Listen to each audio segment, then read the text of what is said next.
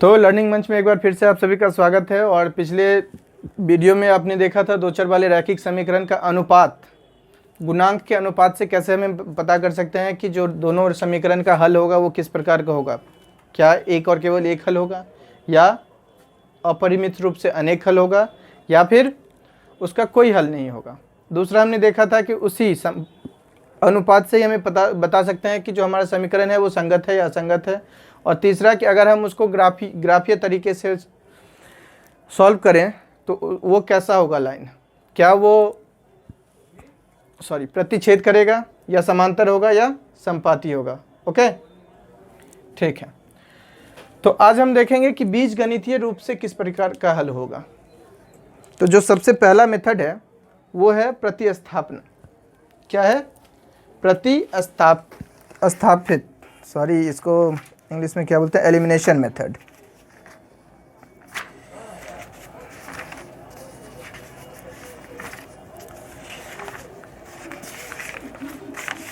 ठीक है, प्रतिस्थापन विधि यानी एलिमिनेशन मेथड। एलिमिनेशन मेथड क्या होता है कि आपको जैसे दो इक्वेशन दिया हुआ है, एक इक्वेशन है हमारे पास,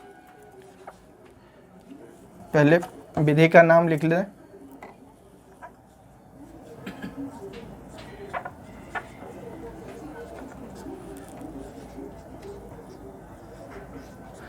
प्रतिस्थापन विधि, इसको इंग्लिश में कहते हैं एलिमिनेशन मेथड।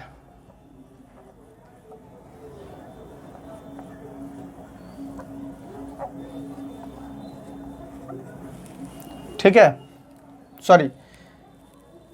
माफ कीजिएगा, ये प्रतिस्थापन विधि एलिमिनेशन नहीं होता है, सब्स्टिट्यूशन होता है।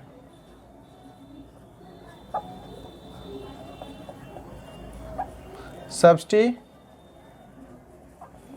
मेथड। ठीक है, जैसे एक इक्वेशन हमारे पास है कि x + y बराबर है 7, ठीक, और x - y बराबर है 1। x + y बराबर है 7 और x - y बराबर है 1। तो हम x और y का कैसे मान ज्ञात करेंगे? प्रतिस्थापन से, सब्स्टिट्यूशन से। ठीक है, तो हम करते क्या है, किसी भी एक इक्वेशन में x का मान y के टर्म में ज्ञात करते हैं। जैसे इसमें क्या करेंगे, y को इधर ले आओ, तो x बराबर हम क्या लिख सकते हैं? 7 - y। ठीक है, और जो यहाँ से x का मान आया वो हम इस इक्वेशन में पुट कर देंगे। इस इक्वेशन में x के जगह पे ये वैल्यू डाल देंगे। तो यहाँ x, तो x के जगह पे 7 - y, पहले से -y बराबर 1। अब तो ये आपका एक चर वाला रैखिक समीकरण बन गया। सॉल्व कर लेंगे। 7 - 2y बराबर 1, 7 को इधर ले आओ, -2y बराबर 1 - 7, तो -2y बराबर कितना होगा? 6। तो y बराबर -6 बट्टे -2 बराबर 3। यानी y का जो वैल्यू आ गया वो कितना आ गया? 3। y का वैल्यू 3 आ गया, तो x का वैल्यू कितना आ गया? 7 - 3 बराबर 4।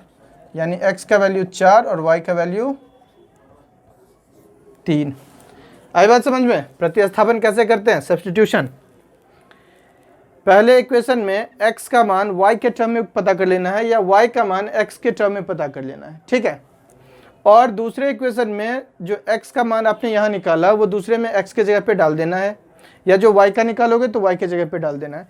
फिर वो आपका एक चर वाला रैखिक समीकरण बन जाएगा। और वो तो सॉल्व करना आपने 5वीं 6ठी कक्षा से सीखा ही होगा, और फिर कर लेंगे, है ना आसान।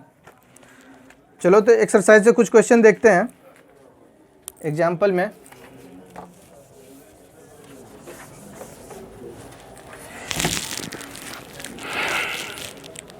एक्सरसाइज 3.3 है आपका। इसका जो है आप देख लो, 5th क्वेश्चन देख लेते हैं, या पहले सेकंड देखते हैं। सेकंड क्वेश्चन है s - t बराबर 3, और दूसरा है s/3 प्लस t/2 बराबर 6। ठीक है, s - t बराबर 3, s/3 प्लस t/2 बराबर 6। यहाँ से हम x का मान पता करते हैं। x बराबर क्या होगा? 3, और t इधर माइनस में, इधर आके क्या होगा? प्लस। तो एक्स एस का मान आ गया 3 प्लस टी। यहाँ एस के जगह पे डाल देते हैं 3 प्लस टी बट्टे 3 प्लस टी बट्टे 2 बराबर 6। नीचे एलसीएम ले लो, 3 और 2 का जो एलसीएम आएगा वो आएगा 6। यहाँ 2 प्लस 3t बराबर 6। ये 6 डिवाइड में इधर आके क्या हो जाएगा, मल्टीप्लाई। तो ये हो गया 2 गुना 3 6 प्लस 2t प्लस 3t बराबर 6 गुना 6। ठीक है, ये हो गया 6 प्लस 2 प्लस 3 5t बराबर 36। 5t बराबर 36 माइनस 6, t बराबर 36 माइनस 6 कितना होगा 30, और ये 5 इधर से आके डिवाइड 6, यानी t का जो मान आया वो कितना आया 6। तो s का मान कितना आ गया, 3 प्लस t करना है तो 3 और t है हमारा 6 बराबर हो गया 9। आई बात समझ में? सब्स्टिट्यूशन कैसे करते हैं? चलो एक और एग्जांपल देखते हैं।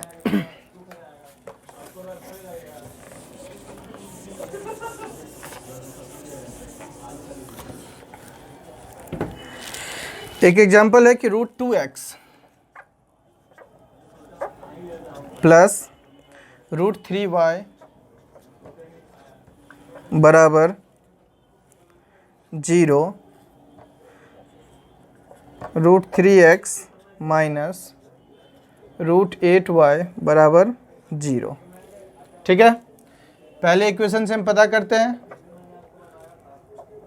तो √2x हो जाएगा हमारा 0 माइनस √3y, तो x का वैल्यू आ जाएगा माइनस √3y बट्टे √2। ठीक, फिर यहाँ x के जगह पे डाल देते हैं √3 माइनस √3y बट्टे √2 माइनस √8y बराबर 0। √3 को √3 से गुना करोगे तो कितना होगा 3y बट्टे √2 माइनस √8y बराबर 0। √2 एलसीएम ले लो, ये हो गया माइनस 3y और माइनस 8 दूनी 16 बराबर 0। तो ये हो गया आपका -3 माइनस 16 का रूट करोगे कितना होगा 4y और बराबर 0 गुना √2, -3 और माइनस 7y बराबर 0, y बराबर 0 माइनस 7 बराबर 0। ठीक है, तो y का जो वैल्यू आ गया हमारा क्या आ गया 0। अब अगर आप यहाँ y के जगह पे 0 डाल दो तो 0 को किसी से भी मल्टीप्लाई करोगे तो 0, तो x भी 0 और y भी 0। आई बात समझ में? आई होप क्लियर हुआ होगा, नहीं होगा तो एक बार फिर से वीडियो को पॉज करो और दोबारा से देखो। और जो पुराने बच्चे हैं उन्होंने तो सब्सक्राइब कर ही लिया होगा, जो नए बच्चे हैं वो भी सब्सक्राइब करें और अपने दोस्तों तक इसको भेजें, शेयर करें ताकि उनका भी कुछ भला हो जाए। ठीक है, और इससे हम लोगों को भी मोटिवेशन मिलेगी तो हम लोग भी और मन से काम करेंगे। चलिए एक क्वेश्चन और देखते हैं, 3.3 का सेकंड है। ठीक है, एक्सरसाइज 3.3 का क्वेश्चन नंबर 2 कह रहा है कि एक इक्वेशन है 2x plus 3y equals to 11 और दूसरा इक्वेशन है 2x minus 4y equals to 24 minus का। ठीक है, तो इसमें कह रहा है कि m का वह मान ज्ञात कीजिए जिसके लिए y बराबर mx प्लस 3 हो। क्या हो? y बराबर mx प्लस 3। ठीक है, तो चलिए पहले एक इक्वेशन इधर लिख लेते हैं।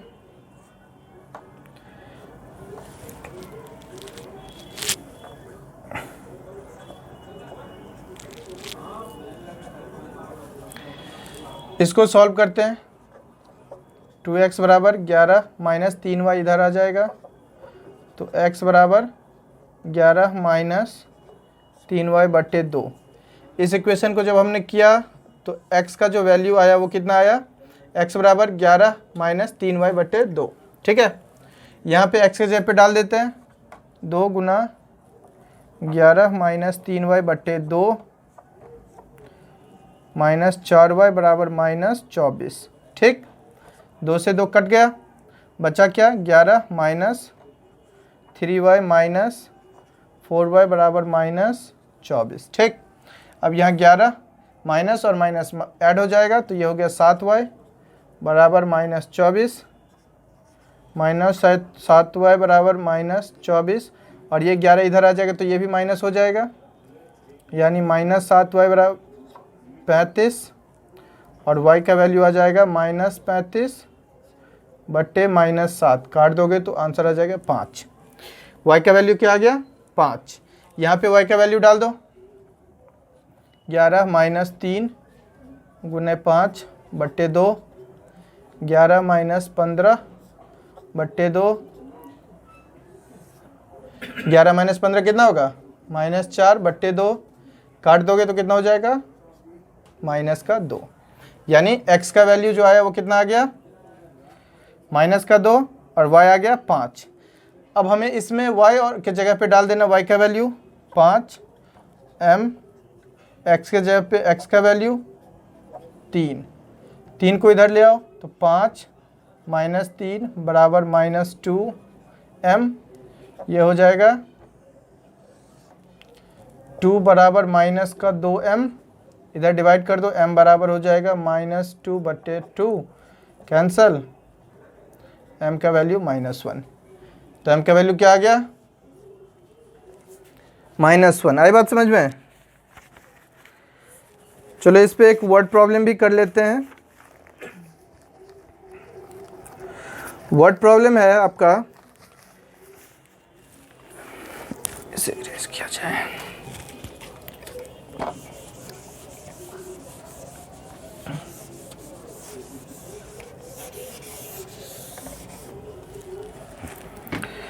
ठीक है, एक्सरसाइज 3.3 का चौथा क्वेश्चन है। ठीक, एक्सरसाइज 3.3 का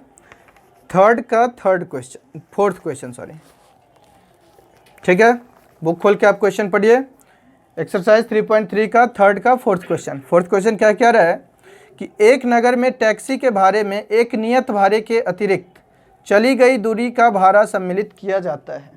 ठीक है, यानी अगर आप यहाँ से कहीं जाने के लिए, अपने स्कूल तक या कहीं और जाने के लिए एक टैक्सी बुक करते हो तो उसका एक पहले फिक्स्ड अमाउंट होता है, 10 रुपया, 20 रुपया, 25 रुपया, वो आपको देना ही पड़ेगा, चाहे आप उस टैक्सी से जाओ या ना जाओ। अगर आपने बुक किया तो वो देना ही पड़ेगा, और उसके बाद आप जितना किलोमीटर जाओगे उसके हिसाब से उसका अलग पैसा बनता है, और वो दोनों ऐड होके आपको देना होगा। ठीक है, तो हम मान लेते हैं कि जो गाड़ी का फिक्स भाड़ा है, ठीक है, टैक्सी भाड़े का जो नियत भाड़ा है वो x रुपया है।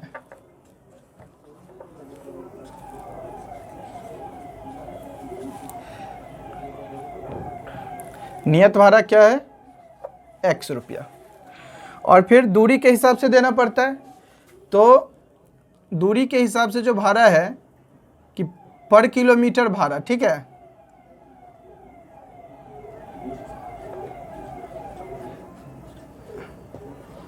एक किलोमीटर का भाड़ा जो होगा वो होगा y रुपया। ठीक है, फिक्स भाड़ा, नियत भाड़ा इतना है x रुपया, और अगर किलोमीटर के हिसाब से जाएगा तो 1 किलोमीटर के लिए y देना होगा, 2 किलोमीटर के लिए 2y, 3 किलोमीटर के लिए 3y। तो कह रहा है एक बंदा है जो 10 किलोमीटर चलता है, उसके लिए वो 105 रुपये दे रहा है। कितना चल रहा है, 10 किलोमीटर। तो इक्वेशन हमारा बनता है फिक्स भाड़ा x जोड़ 10y, क्योंकि 10 किलोमीटर चला था, और 1 किलोमीटर के लिए y, तो 10 किलोमीटर के लिए 10y, और पैसा कितना दे रहा है, 105। ठीक है, इसे सॉल्व कर लेते हैं, तो x का वैल्यू आ गया 105 माइनस 10y। उसके बाद कह रहा है कि अगर वो 10 किलोमीटर के बजाय 15 किलोमीटर चले तो वो भाड़ा 155 रुपया दे रहा है। उसका जो इक्वेशन नंबर दूसरा बनेगा वो क्या बनेगा, x प्लस 15y बराबर 155। अभी हमने x का जो मान निकाला था समीकरण 1 से, वो समीकरण 2 में डाल देते हैं, तो ये हो जाएगा 105 minus 10y plus 15y 155 minus 10y और 15y कितना हो जाएगा 5y,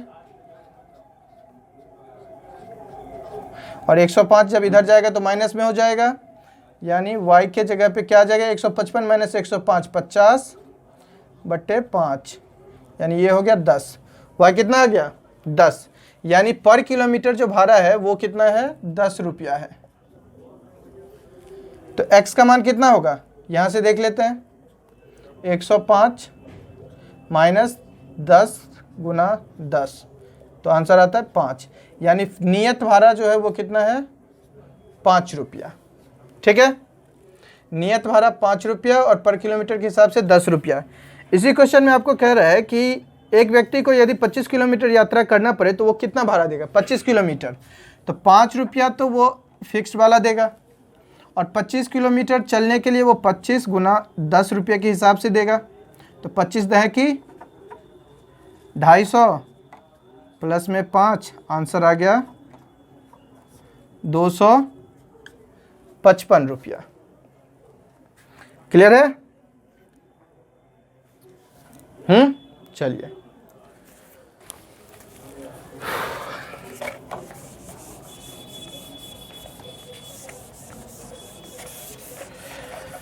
तो ये था बीजगणितीय मेथड से जब हम 2 चर वाले रैखिक समीकरण सॉल्व करते हैं, उसका पहला विधि प्रतिस्थापन विधि। ठीक है, प्रतिस्थापन विधि, जिसको इंग्लिश में क्या कहते हैं सब्स्टिट्यूशन मेथड। दूसरा है विलोपन विधि।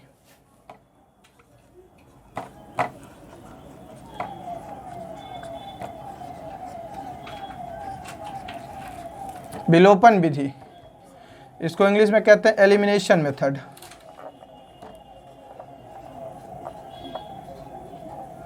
Elimination method.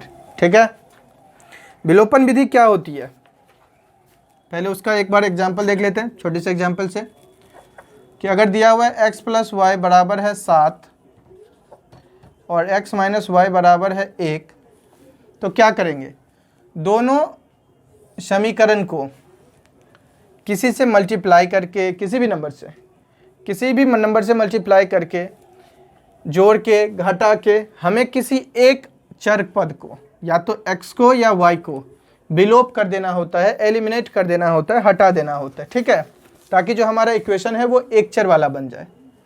तो इसमें उसके लिए हमें करना क्या पड़ता है, तो सिंपल है, आप या तो x के कोफिशिएंट से, जो समीकरण 1 का x का गुणांक है उससे समीकरण 2 को गुना कर दो, और समीकरण 2 के x का जो गुणांक है उससे समीकरण 1 को गुना कर दो। ठीक है, और सब्ट्रैक्ट कर लो दोनों समीकरण का। ओके, तो यहाँ समीकरण 1 का गुणांक 1 ही है और यहाँ x का भी 1 ही है, दोनों का गुणांक सेम ही है, तो हमें मल्टीप्लाई करने की ज़रूरत है ही नहीं। जब गुणांक सेम हो तो किसी भी नंबर से मल्टीप्लाई नहीं करना है, सिर्फ क्या करना है, अगर दोनों सेम साइन के साथ हो तो घटा लो, अपोजिट साइन के साथ हो तो ऐड कर लो। ठीक, तो x यहाँ क्या है पॉजिटिव, यहाँ भी पॉजिटिव, तो हम घटा लेते हैं। घटाने के लिए इसका साइन जो है ये माइनस हो जाएगा, ये माइनस था तो प्लस हो जाएगा, ये प्लस था तो माइनस हो जाएगा। ठीक, x में से x घटाओगे तो 0, y और y ऐड हो जाएगा तो हो जाएगा 2y, और 7 में से 1 घटाओगे 6, y का वैल्यू आ गया 6/2 बराबर 3।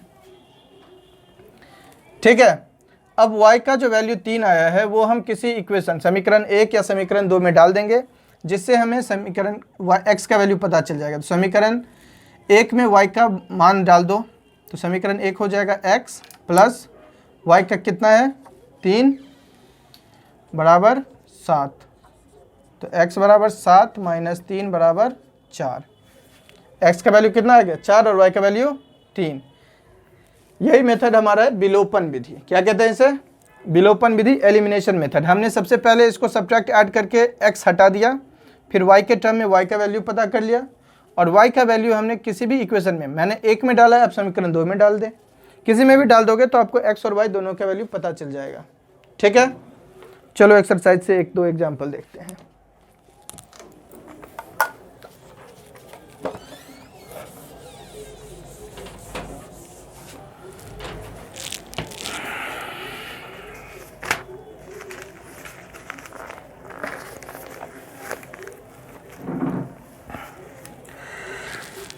एक्सरसाइज है आपका 3.4 और क्वेश्चन नंबर 1 का फोर्थ करते हैं, ठीक है।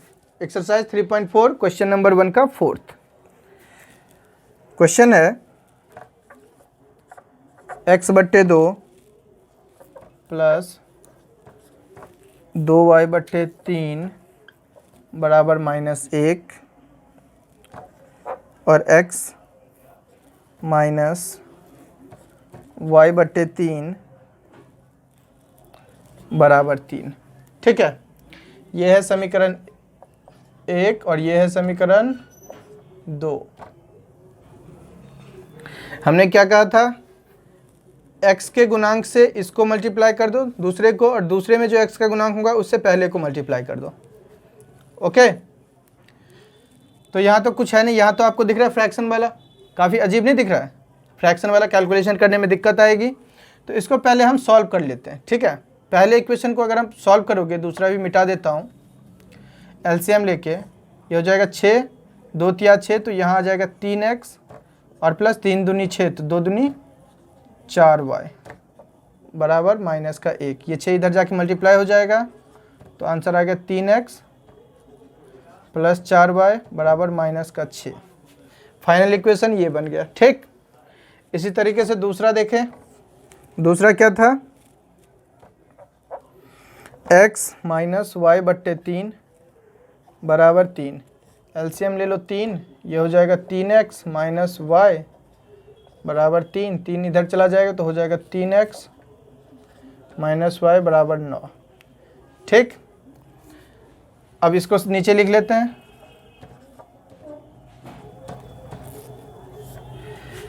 दोनों का जो गुणांक है वो सेम है और साइन भी सेम है, तो सब्ट्रैक्ट कर लो, ये माइनस, ये प्लस और ये माइनस, ये कैंसल, 4x 5y बराबर -15, तो y बराबर कितना आ जाएगा, -3, ठीक है। y अगर -3 आ गया तो किसी भी एक इक्वेशन में हम डाल लेते हैं y का वैल्यू, इसी इक्वेशन में डाल लेते हैं, तो क्या हो जाएगा, 3x माइनस 3 बराबर 9, 3x माइनस माइनस प्लस 3 बराबर 9, 3x बराबर 9 माइनस 3, x बराबर 6 सॉरी 6/3 कितना होगा 2। ओके, चलिए, थैंक यू।